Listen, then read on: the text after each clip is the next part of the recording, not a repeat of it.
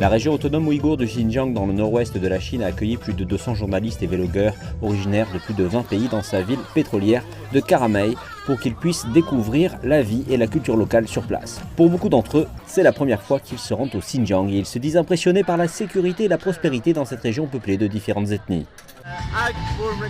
Je recommande aux gens qui viennent ici de goûter la viande du Xinjiang, c'est si bon. Lors d'une conférence qui a eu lieu au dernier jour de leur voyage, les visiteurs ont discuté de la différence entre leur expérience personnelle au Xinjiang et la façon dont la région est présentée dans les médias occidentaux.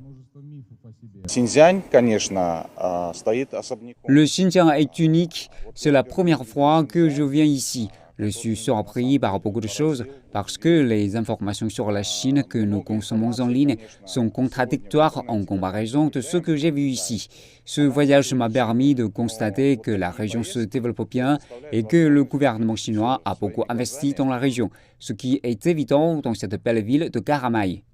Alors pourquoi des médias occidentaux ne cessent de publier des reportages négatifs sur le Xinjiang, de même que sur d'autres régions de Chine ? Lorsque vous avez du succès, cela devient pour eux très difficile d'expliquer leur thèse de la fin de l'histoire. Cette thèse fonctionne comme cela.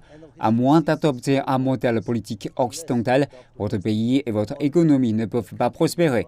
Mais le succès chinois montre que non, nous avons notre propre approche qui est meilleure et avec plus de réussite que la vôtre.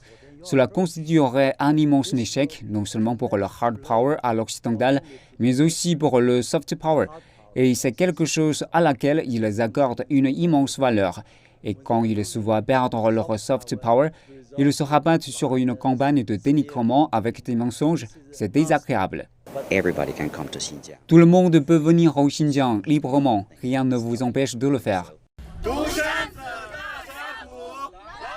Durant leur voyage, les participants ont reconnu l'importance de l'événement pour permettre d'approfondir leur compréhension du Xinjiang, en soulignant la nécessité de rencontrer de nouvelles personnes de pays et de cultures différents.